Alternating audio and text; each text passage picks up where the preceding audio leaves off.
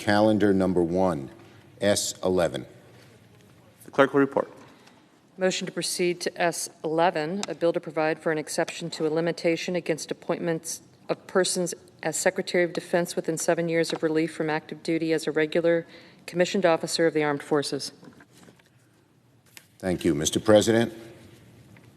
The Majority Leader. Mr. President, I begin this morning with a very exciting announcement about critical leadership roles in the Senate chamber. 3 outstanding individuals are set to resume new responsibilities. Lieutenant General Karen Gibson will serve as the next Senate Sergeant at Arms, while Kelly Fado will serve as Deputy Sergeant at Arms, and Jennifer Hemingway will serve as Chief of Staff. The Senate Sergeant at Arms was established 223 years ago as an outgrowth of the office of the Senate doorkeeper, back when one of the biggest problems was making sure the Senate had a quorum. Today, the Sergeant at Arms is the Senate's Chief Administrative Officer and Chief Law Enforcement Officer, so very important at this time. These offices have enormous responsibility of keeping the trains running on time, while at the same time keeping everyone in the Capitol safe. As we've seen in recent weeks, the security component of the role is immensely important. And Lieutenant General Karen Gibson is the perfect person for this job, the job of Sergeant at Arms. She has spent 33 years in active duty in the military, much of it in the Office of Director of National Intelligence as a senior intelligence officer, where she supported U.S. national security objectives in Iraq, Afghanistan, East Africa, the Pacific, and across the Middle East. She is ready to hit the ground running because since January 6th, she has been part of a weeks-long review to identify actions that can be taken immediately to improve the security of the Capitol and its members. She is 100% committed to ensuring a safe and secure working environment for senators, visitors, Capitol employees, Senate staff, press, and paying particular attention to staffers of color. Lieutenant General Gibson has a big job ahead of her, but I have every confidence she will perform her duties at the same exemplary standard she set over the course of her heralded 3-decade military career. Kelly Fado and Jennifer Hemingway, meanwhile, are 2 of the most recognizable faces in the Capitol. Jennifer, having recently filled in as the acting Sergeant at Arms, and Kelly has been part of my team for many years on the Rules Committee and in my leadership office. She has helped plan, coordinate, safeguard, and execute multiple presidential inaugurations, and what a great job she had done in every one of them, and Capitol-wide ceremonies in general. And she's been an indispensable resource to me and to my entire staff. So I'm very glad that Kelly is taking on this challenge. And one other note that I'm very proud of, I think we all as senators can be proud of, this will be the first time in the Senate's history that the Sergeant at Arms leadership will be comprised entirely of women. And I cannot think of a team better prepared than Lieutenant General Karen Gibson, Kelly Fado, and Jennifer Hemingway. To all 3 of them, congratulations on your new roles, and thank you for your many years of service to the Senate and to our country. Now, on the American Rescue Plan, Mr. President.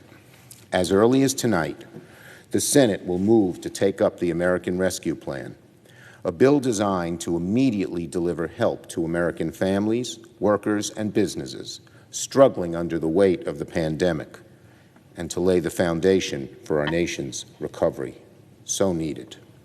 Every day, we see signs of hope and signs of caution in our fight against the COVID pandemic. As of today, in good part because the Biden administration is really doing a good job, over 78 million doses of the COVID vaccine have been administered in the country, and over 100 million have been shipped, well ahead of the rosiest expectations at the start of the year. And just yesterday, President Biden announced that there will be enough vaccines for every adult in the United States by the end of May. By the end of May, far sooner than most had thought. And again, President Biden is doing a great, and his team are doing a great job in moving the vaccine out quickly but fairly. Still, the United States averages 66,000 cases of COVID per week. That exceeds anything we saw last summer during the worst months of the spread. So we cannot relax, and the need for the legislation that is before us is stronger than ever before. It's a similar story with the economy. There are green shoots, but unemployment is still over 6% and 9% for African Americans. The economy has lost 10 million jobs compared to a year ago. Tens of millions of Americans report being thousands of dollars behind in rent and utility. And as Treasury Secretary Yellen and Federal Reserve Chair Powell have repeatedly warned us, our economy and its recovery remain deeply uncertain. There are bumps, but mainly because of the stimulus bills we have done. We did a bill in March, and the May and June numbers look pretty good, but then sunk again over the summer and fall. We did a bill in December. The January numbers look pretty good. But that is not evidence that the economy is able to sustain things on its own. That is evidence that the federal government needs to continue its role to get us back on track. And we've come a long way, but we have a long way to go. The American Rescue Plan is designed to build on our early progress and finish the job, to help our country get through the final months of the crisis and then, equally important, bring our economy roaring back. We cannot go through the situation we did back in 2009, where the stimulus wasn't strong enough and we stayed in recession for years. So just because the numbers are not as bad as they were doesn't mean we don't need a continued strong push to get us out of this ditch and go upward and forward. Now, we had always hoped that this very important work would be bipartisan. Regrettably, it seems that too many of our Republican colleagues are resorting to the same predictable objections they raise about nearly every proposal supported by a Democrat. It doesn't matter what's in the bill. Everything my colleagues oppose is, quote, a liberal wish list. That's what many of them call it. Well, let me tell you, this bill is not a liberal wish list. This is an American wish list. When people want checks to help them get out of the morass, that's not a liberal wish list. That's what the American people want. It's an American wish list. When people want resources to open schools quickly and safely, that's not a liberal wish list. That's an American wish list. When people want assistance for the hardest hit small businesses, that's not a liberal wish list. That's an American wish list. Funding to keep teachers, firefighters, transit workers, first responders in red states and blue on the job, not a liberal wish list, an American wish list. So many of the people affected by this bill are not liberals or Democrats. They may be Republicans, they may be independents, they may be conservatives, but they're Americans who want some help to get out of this morass. And money to expand the testing and speed of the distribution of vaccines, the cornerstone of ending this crisis once and for all, that's not a liberal wish list. That's an American wish list. Everyone wants the vaccine out there. And direct checks, as I mentioned, as promised to Americans struggling to keep up with expenses, to buy the groceries, the medicine, to pay the rent and utilities. That's not a liberal wish list. That's an American wish list. And I'd ask my Republican colleagues to go ask their constituents which of these things their constituents oppose. None. That's what the data shows. The American Rescue Plan will be the single largest anti-poverty bill in recent history, with crucial assistance for American families, particularly those struggling with the costs of child care. And it will give tax breaks for low-income workers, so when they work hard, they can afford the necessities of life. So these things are, quote, the liberal wish list that Republicans are talking about? Support for schools and jobs and families and workers and the vaccine? No way. Ironically, the, quote, liberal wish list includes a whole bunch of bipartisan amendments that were accepted, including provisions to help restaurants, sponsored by Senators Sinema and Wicker, a vaccine public awareness program sponsored by Senators Cardin and Portman, a provision to better target direct payments sponsored by Senators Manchin and Collins. Make no mistake, the American Rescue Plan is a very, very strong bill that will move our country forward in amazing ways. So, it should come as no surprise that support of the American Rescue Plan is coming from all over the country. Hundreds of business leaders, not the most liberal bunch, have urged Congress to pass this bill. Mayors from more than 435 mayors and state leaders, Democrats and Republicans, have said the same. They want the bill. As one Republican mayor from Michigan put it, the need is real, and not just in Democratic communities. He went on to tell his fellow Republicans in Washington who opposed the bill to, quote, talk to some of the Republican mayors. Talk to some of the Republican mayors. But if my Republican colleagues here in the Senate don't want to listen to the words of their fellow Republicans and governors, they can look at the polls which show the vast majority of Americans, including a majority of Republicans, should support this bill. It seems like the only people who are dead set against this bill are Republican senators, not Republicans out in the country, not Republican mayors, not Republican business people, not Republican small businesses. I guess all of this should be expected. COVID-19 is not a red state or a blue state crisis. Our Republican friends should know that. It's not a Democrat or Republican concern. They should know that too. COVID-19 is a menace to all of us, and we should be banding together to fight it. The economic crisis has affected all of us, and the plan that we're going to vote on this week is going to provide real, robust relief for all of us. Whatever our Republican colleagues decide to do, the Senate majority is intent on going forward and helping the American people with bold action quickly. I yield the floor. Under the previous order, the leadership time is reserved. Under the previous order, the Senate will be in a period of morning business with senators permitted to speak therein for up to 10 minutes each.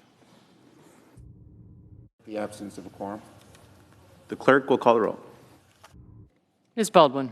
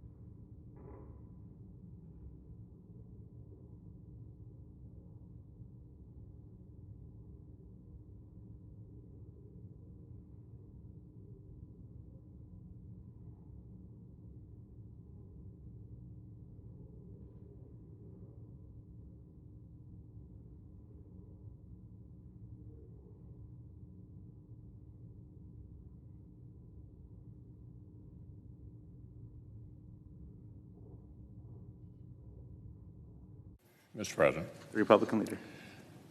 I ask consent that further proceedings on the quorum call be dispensed with. Without objection. Mr. President, last year Congress rallied 5 times around historic bipartisan legislation to meet urgent and unprecedented needs.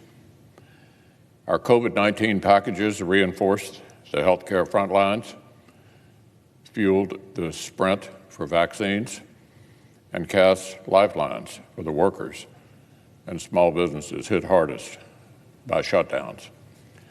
Together, those bills cost about $4 trillion, but none of those measures passed the House of Representatives with less than a bipartisan supermajority of about 80%, completely overwhelming support.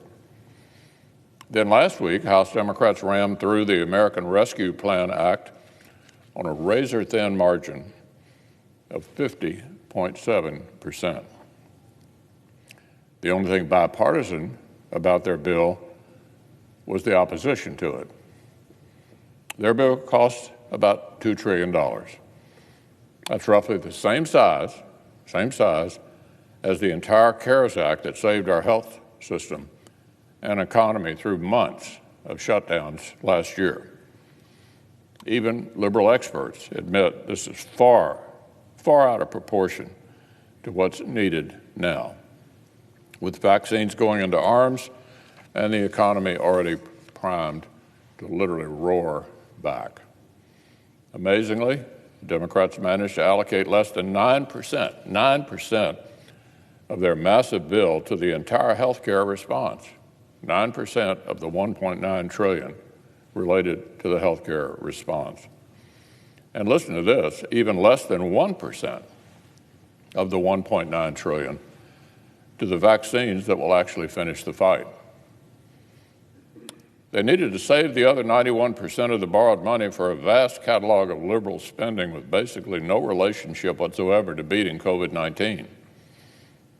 For example, they want to send wheelbarrows of cash to state and local bureaucrats to bail out mismanagement from before the pandemic.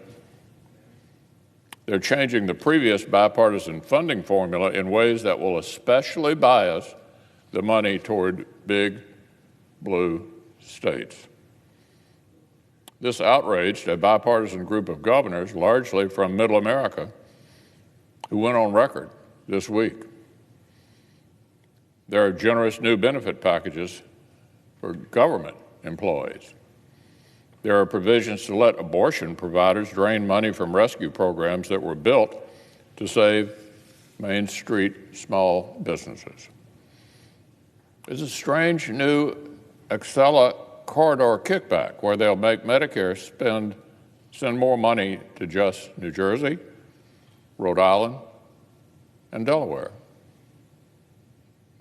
Just looking at the time frame for all of their spending belies any notion that this is an urgent rescue plan. Take the K through 12 funding, which, contrary to science, Democrats say is a prerequisite for opening schools. 95% of that supposedly urgent money would not be spent this fiscal year, but instead over the next 7 years. Say that again, 95% of the money for K through 12 not going to be spent this year, but over the next 7 years. Not my definition of an emergency. Grants for rural health care would be on a slow drip out through fiscal 2024. Agriculture-related funds would trickle out over the next, listen to this, over the next decade. Doesn't sound very urgent to me. What the American people need are fast-acting plans to get schools reopened now, get laid-off workers back into jobs, and finish the fight against this virus right now. The Democrats have instead drawn up a liberal omnibus to fund miscellaneous government spending over the next decade. So we're adding all this money to the national debt in the name of a rescue package, with most of the money being spent out far in the future. So, Mr. President, that's why there was bipartisan opposition over in the House. That's why aspects of the House bill are already dropping like flies before this thing even hits the Senate floor. A pet project for the San Francisco Bay Area, gone. Special upgrades for a bridge connecting New York to Canada, gone. Even CNN had to admit these were, quote, controversial, end quote. Senator Sanders' far-left minimum wage policy that would have killed 1.4 million jobs just as we try to recover, that appears to be gone too, at least for now. According to public reports, right now, as we speak, several of our Democratic colleagues are frantically trying to trim back other crazy provisions. The runaway government bailouts, the policies that will keep workers at home when we should be focusing on rehiring. Just a few days ago, President Biden's chief of staff bragged that this smorgasbord of borrowed money will add up to, quote, the most progressive domestic legislation in a generation, end quote. So that's what you get when the Democratic leader persuades all of my distinguished friends across the aisle that their first undertaking as Senate committee chairman should be to outsource all their gavels to the House. Now, Mr. President, the Senate wrote the CARES Act. In the earliest days of the crisis, this chamber took the bull by the horns. I personally assembled bipartisan task forces that crafted urgent solutions that helped America weather the storm. This time around, on the substance, the Senate has been largely missing in action. House Democrats are bristling and publicly pushing back if our Senate Democratic colleagues even try to make their mark on this partisan bill in small ways. So these two radically different processes have generated two radically different pieces of legislation. The Democrats had a choice. They chose to go it alone, tack to the left, leave families' top priorities on the cutting room floor. Now, on a completely different matter, just 6 weeks into unified Democratic government, we already have another crisis brewing on our southern border. In January, Customs and Border Protection logged more than 78,000 encounters on our southwest border, more than double the figure from January of 2020. Last week, HHS sources told reporters we just logged the busiest February in the history of the Unaccompanied Alien Child Program. The number of kids turning up on our border with no parents is soaring, and everyone expects the numbers to keep climbing.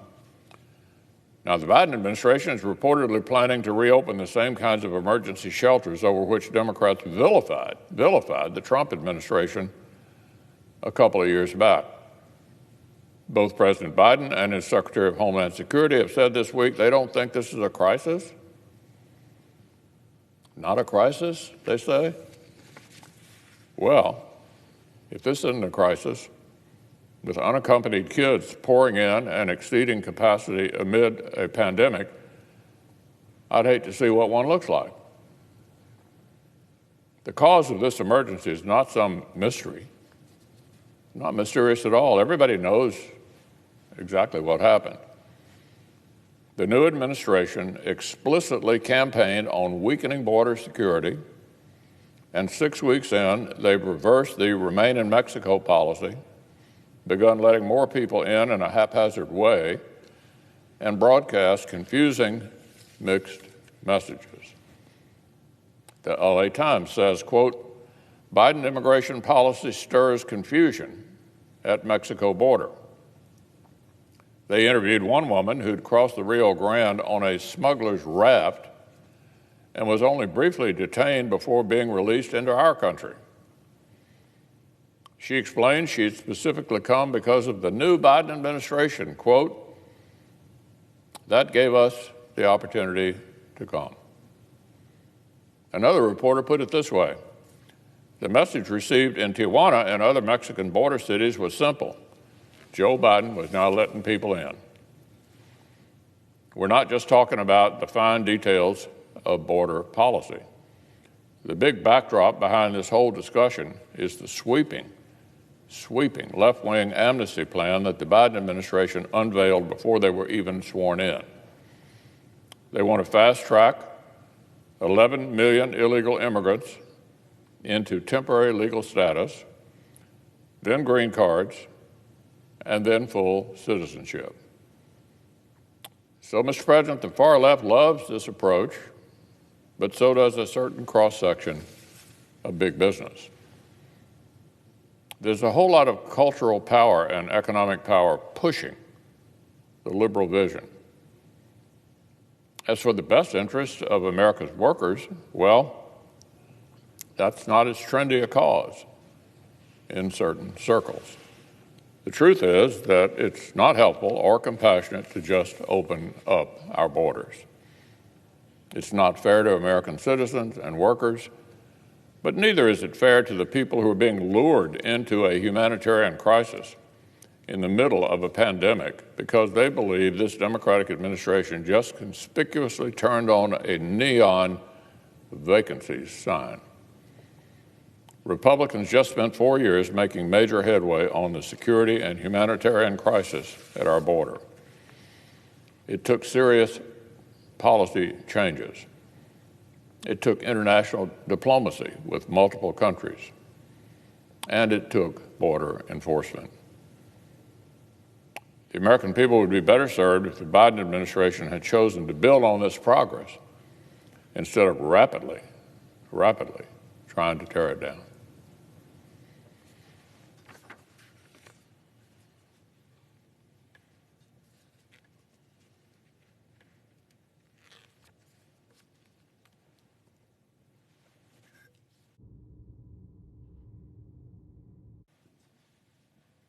I suggest that, Mr. Quorum.